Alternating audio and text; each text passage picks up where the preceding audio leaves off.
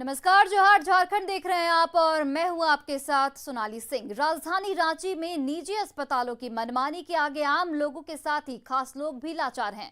राज्यपाल रमेश बैस को भी इलाज के नाम पर राजधानी के निजी अस्पतालों की मनमानी वसूली का सामना करना पड़ा है। मिली जानकारी के मुताबिक कुछ दिन पूर्व राज्यपाल के भतीजे के बेटे को पेट दर्द की शिकायत के बाद एक निजी अस्पताल में भर्ती कराया गया था। पेट में गैस की वजह से ये दर्द हुआ था, लेकिन अस्पताल प्रबंधन और डॉक्टरों ने उनसे इलाज के नाम पर 51,000 रुपए वसूल लिए।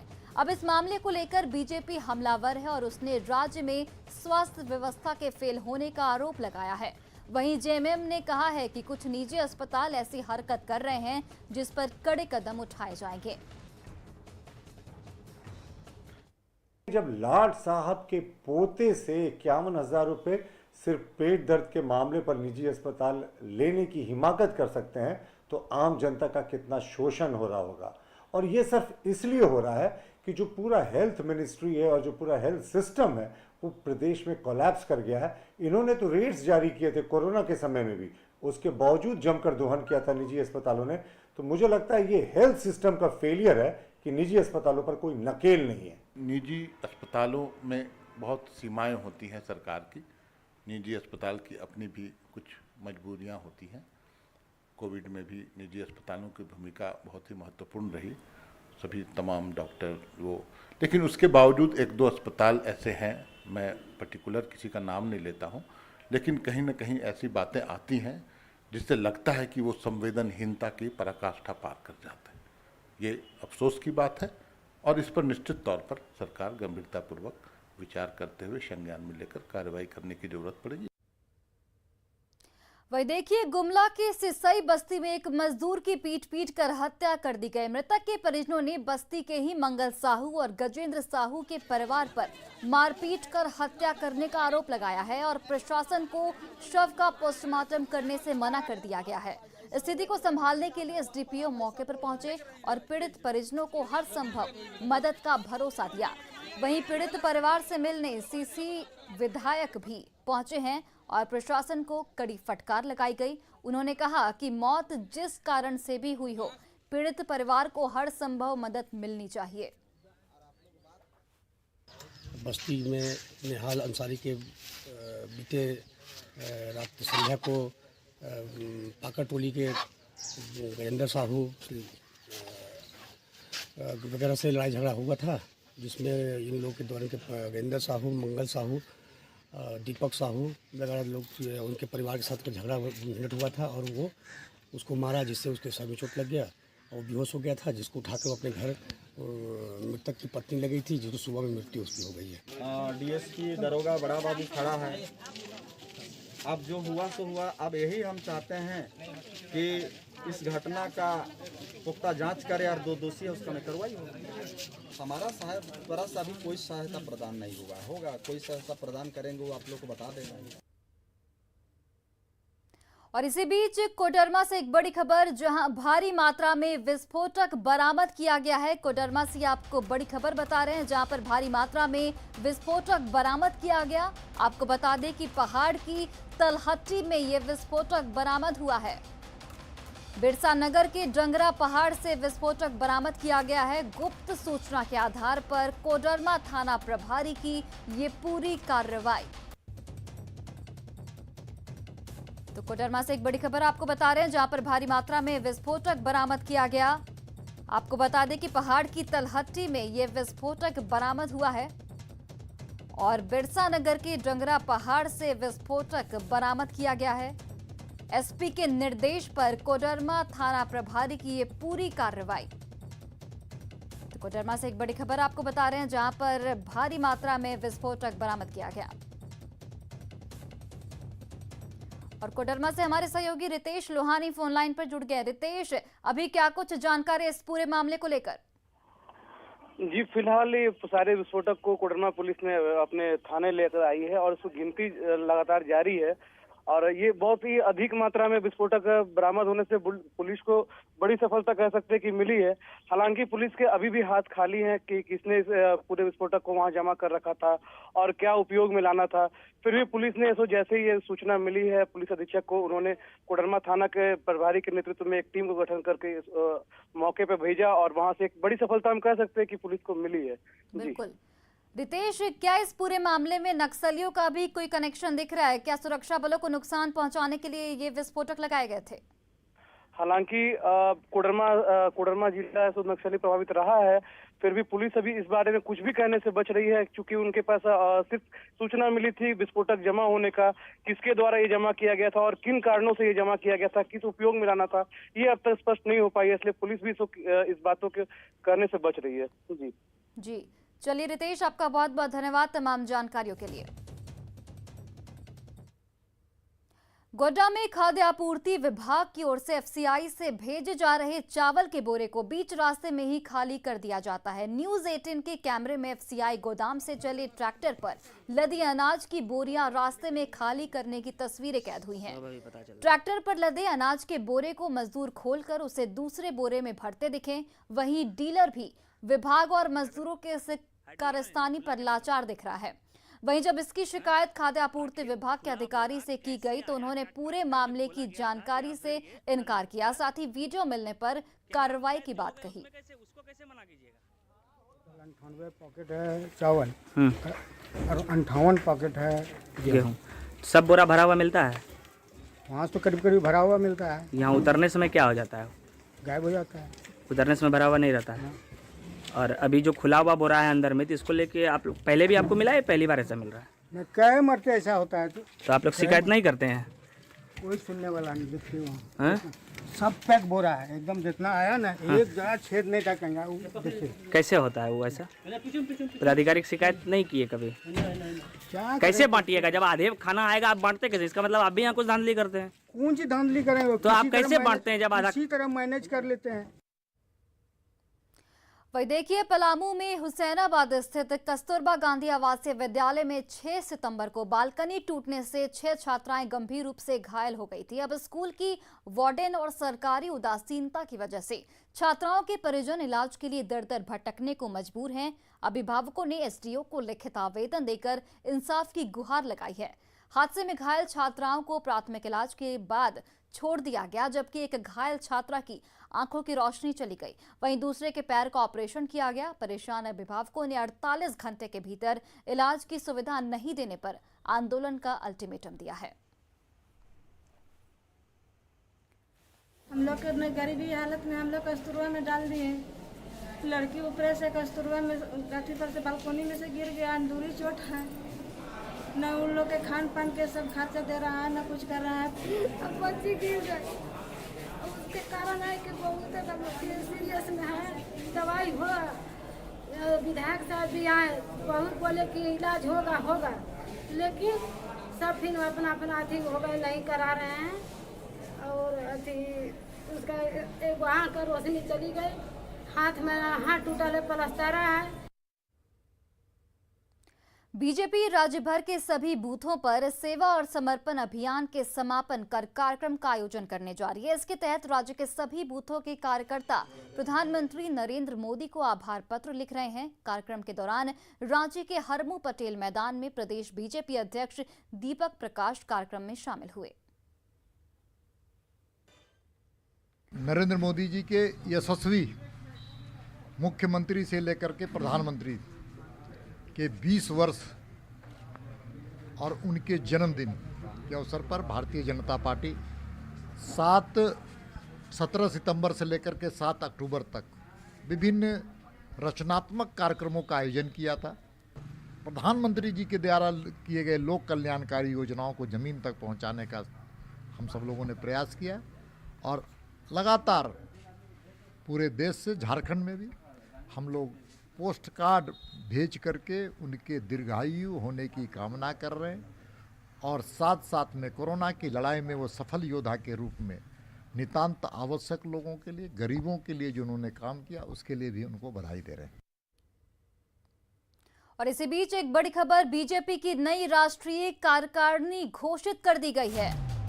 तो एक बड़ी खबर आपको बता रहे हैं, बीजेपी की नई राष्ट्रीय कार्यकारिणी घोषित कर दी गई। अन्नपूर्णा देवी सहित कई नेताओं को इसमें जगह दी गई है। अन्नपूर्णा देवी को नए कार्य समिति में विशेष आमंत्रित सदस्य बनाया गया है।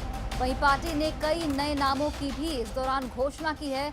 कार्य समिति में कई नए चेहरे शामिल किए गए हैं। और दिल्ली से हमारे सहयोगी विनीत कुमार फोन लाइन पर जुड़ गए। विनीत, बीजेपी की नई राष्ट्रीय कार्यकारिणी की घोषणा कर दी गई है। अन्नपूर्णा देवी को एक नई जिम्मेदारी दी गई है। जी निश्चित तौर पर मैं आपको बताना चाहूंगा कि जो बीजेपी की नई राष्ट्रीय कार्यकारिणी की घोषणा हुई है, अगर हम उसमें झारखंड के नामों को देखें तो उसमें एक बड़ा नाम जो है वो अन्नपूर्णा देवी का है। वो राज्य मंत्री है, शिक्षा विभाग में राज्य मंत्री है, उन्हें में शामिल किया गया है। इसके साथ ही साथ मैं आपको बताना चाहूंगा कि इसमें रघुवर दास के नाम को भी शामिल किया गया है, पूर्व मुख्यमंत्री हैं। और जो कैटेगरी बनाई गई है, जो बनाई गई है, उसमें पूर्व मुख्यमंत्री के तौर पर जो लोगों को शामिल किया गया है, जिसमें मैं रघुवर दास को भी शामिल किया गया है। तो साफ तौर पर अगर हम देखें तो जो बीजेपी की जो नई कार्यकारिणी में बनी है, उसमें झारखंड के अगर हम नामों को देखें, विशेष नामों को देखें, तो अन्नपूर्णा देवी और रघुवर दास का नाम शामिल है। इसके साथ ही साथ मैं आपको बताना चाहूंगा कि अगर हम देखें पूरे तौर पर हम देखें बिहार झारखंड के को एक समग्रता के साथ देखें, तो हम इसमें देखते हैं कि बिहार से भी कई नामों को शामिल किया गया है। गिरिराज सिंह जो है वो है, रविशंकर प्रसाद है, पूर्व केंद्रीय मंत्री है, नित्यानंद राय है, सैयद शाहनवाज हुसैन है। इसके साथ ही साथ राजीव प्रताप रूडी है। तो जो कई नाम है उनको यहाँ पर शामिल किया गया है। और इसमें अगर हम झारखंड की बात करें, तो अन्नपूर्णा देवी का नाम जो है वो काफी महत्वपूर्ण हो जाता है। साथ ही साथ इसमें रघुवर दास जो पूर्व मुख्यमंत्री हैं, उनका भी नाम शामिल किया गया है। जी चलिए विनीत, आपका बहुत बहुत धन्यवाद तमाम जानकारियों के लिए।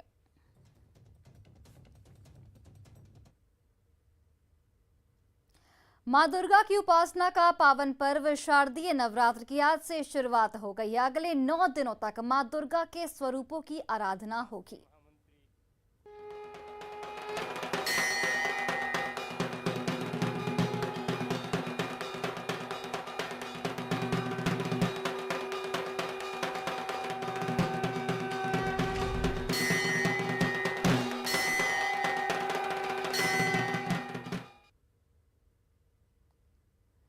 और देखिए, राजधानी रांची के तमाम पूजा पंडालों में आज नवरात्र के पहले दिन कलश स्थापना की पूजा की जा रही है। पूजा पंडालों में विधि पूर्वक सरकारी गाइडलाइंस का पालन करते हुए मां दुर्गा का आह्वान किया जा रहा है। रांची के हरमू पूजा पंडाल में भी कलश स्थापना के साथ मां की पूजा अर्चना की गई। इस दौरान पंडाल के भीतर श्रद्धालुओं के प्रवेश को अनुमति नहीं दी गई। कलश स्थापना के दौरान पूजा का जायजा लिया न्यूज़ 18 से हमारे संवाददाता संजय कुमार सिन्हा ने।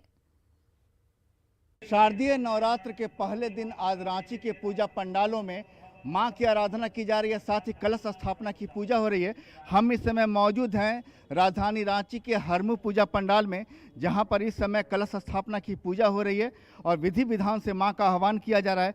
पंडित जी, आप जो यहाँ पर पूजा, जो पहले दिन मां शैलपुत्री की पूजा हो रही है, माँ का आह्वान कैसे कर रहे हैं, किस मंत्रोच्चार के द्वारा कर रहे हैं आप? ओम बालर विद्युतिमिन्दुकरेटां तुंगकुचां नयनत्रयजोक्तां स्मेरमुखीं वरदाङ्कुशपाशां भीतिकरं प्रभजे भुवनेशिं।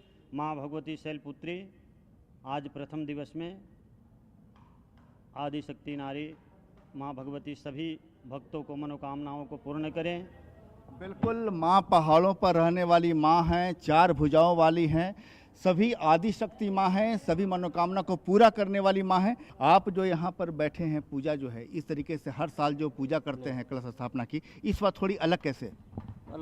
सरकार गाइडलाइन के हिसाब से पूजा हो रहा है, किसी को प्रवेश अंदर नहीं दिया जा रहा और सारा विधि विभाग से पूजा पंडाल हो रहा है। देख रहे हैं कलश स्थापना की पूजा की जा रही है। हमारे साथ यहाँ पर एक आयोजक हैं, हम उनसे बात करेंगे कि यहाँ पर जो जिस तरीके से सरकार की जो गाइडलाइंस आई है उसको फॉलो कैसे कर रहे हैं आप लोग? सरकार की जो गाइडलाइन है कि पंडाल के अंदर में किसी भी तरह का आदमी का प्रवेश वंचित है, तो उसके लिए हम लोगों ने बैरिकेडिंग कर दिया।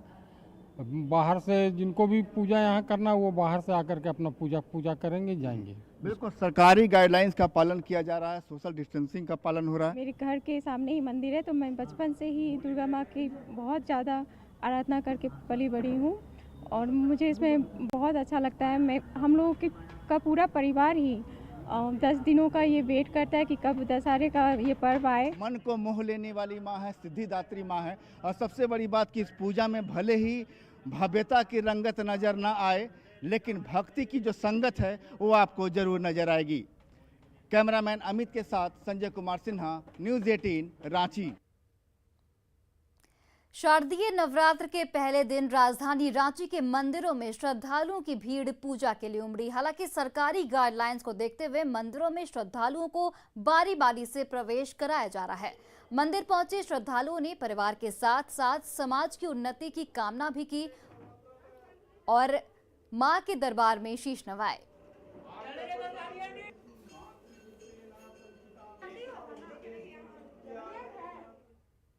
वही देखिए, देवघर में कलश स्थापना के साथ ही नवरात्र पर्व की शुरुआत हो गई है। बैद्यनाथ धाम मंदिर की अनोखी परंपरा इसे अन्य मंदिरों से भिन्न करती है। यह एकमात्र शक्तिपीठ है जहां शिव और शक्ति एक साथ विराजमान हैं। आज हवन कुंज में सरदार पंडा के वंशजों ने संकल्प कर नवरात्र की शुरुआत की। यहाँ पूजा तांत्रिक विधि से होती है। कहा जाता है कि नवरात्र में इस मंदिर में पूजा अर्चना करने से भक्तों पर शिव और शक्ति की कृपा एक साथ बरसती है।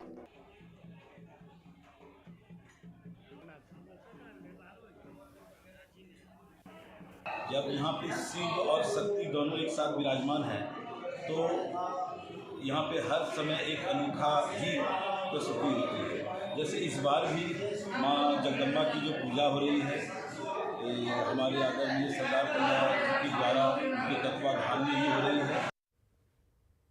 वहीं दुमका के पुराना दुर्गा मंदिर स्थित आज नवरात्र के पहले दिन मां शैलपुत्री का पूजा अर्चना करने श्रद्धालु पहुंचे। इस मंदिर की स्थापना 1872 में की गई थी और मान्यता है कि यहां सच्चे मन से मांगी गई हर मनोकामना, हर मुराद जरूर पूरी होती है। नवरात्र के पहले दिन कोविड-19 के गाइडलाइंस का पालन करते हुए मां दुर्गा की पूजा अर्चना की गई। इस मंदिर में सप्तमी के दिन से पूजा अर्चना की जाती है। मंदिर का स्थापना 1872 में किया गया है। यहाँ तो नवरात्र नहीं होता है, सप्तमी से पूजा का प्रारंभ होता है। तो नवरात्र जो लोग श्रद्धालु पहुँचते हैं, पूरा गाइडलाइंस का इस मंदिर में मान्यता होता रहेगा। दुर्गा स्थान दुमका शहर का बहुत ही पुराना मंदिर है और यहाँ की मान्यता बहुत ही सुप्रसिद्ध है, बहुत फेमस है। और यहाँ पे बहुत ही मतलब ऐसा माना जाता है कि यहाँ की जो प्रतिमा है वो माँ एकदम बिल्कुल जागृत है और यहाँ पे माना हुआ हर मनोकामना पूरा होता है। माँ दुर्गा उसको पूरा करती है और शाम के समय में यहाँ विशेष आरती होती है जो ज़्यादा बहुत मतलब दर्शन का केंद्र होता है, बहुत भव्य होता है। वही देखिए, दुर्गा पूजा के अवसर पर देवघर के सेंट्रल प्लाजा में मार्कंडेय जजवाड़ा ने अपनी कलाकृति से मां दुर्गा की अनोखा पंडाल बना रहे हैं, जो लोगों के लिए आकर्षण का केंद्र है। मार्कंडेय जजवाड़े राष्ट्रीय स्तर के एक कलाकार हैं जो हर साल अपनी टीम के साथ एक अनोखी थीम लेकर आते हैं, जो समाज को जागरूक भी करता है। दुर्गा पूजा आते ही देवघर सेंट्रल प्लाजा में लोगों की भीड़ उमड़ पड़ती है यहाँ पर पंडाल देखने के लिए। यहाँ जो पंडाल बनाते हैं वो मार्कंडेय जजवाड़े बनवाते हैं, जो कि नेशनल फेलोशिप अवार्ड से भी नवाजे गए हैं। इस वक्त हम देवघर सेंट्रल प्लाजा में मौजूद हैं और यहाँ का पंडाल देखिए, इको फ्रेंडली पंडाल यहाँ पे बनाया जा रहा है, जिसमें कि पत्तल और जो खाने का लकड़ी वाला चम्मच होता है उसका प्रयोग किया जा रहा है।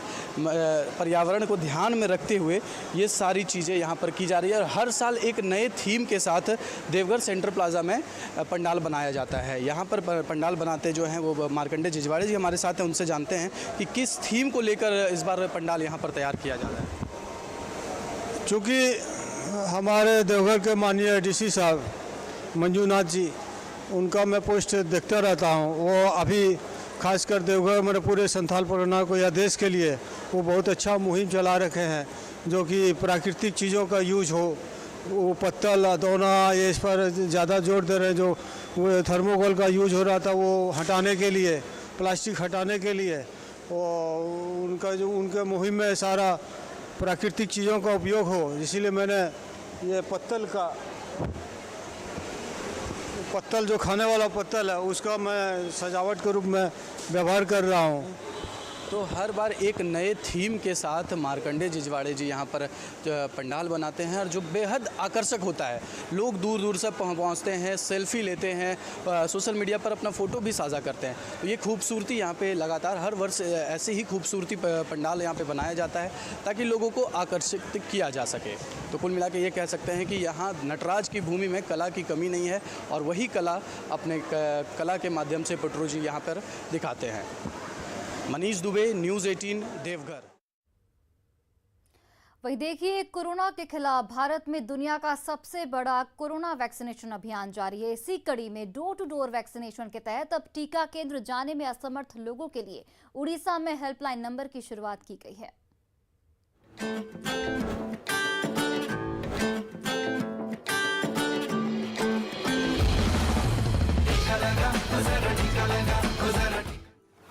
कोरोना टीका बस एक कॉल दूर, हेल्पलाइन नंबर के जरिए टीकाकरण।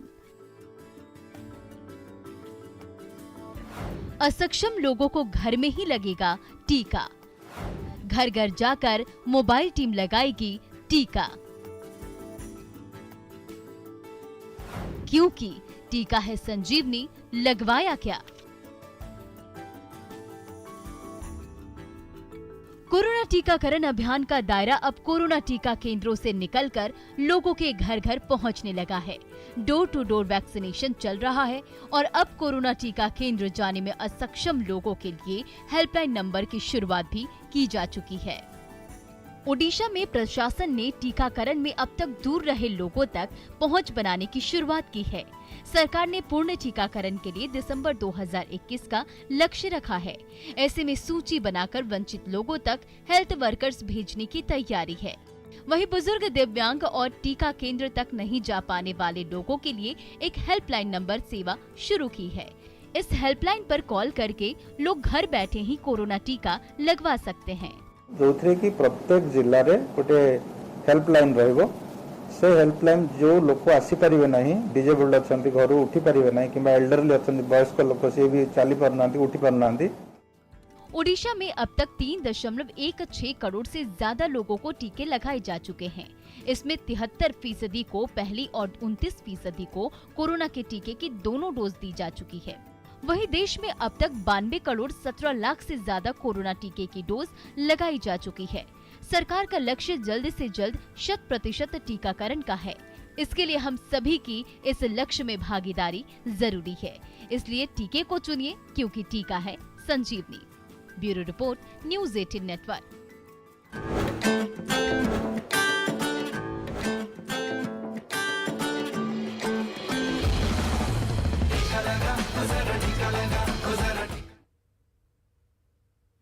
और फिलहाल इस बुलेटिन में बस इतना ही। आप देखते रहिए न्यूज़ 18 बिहार झारखंड।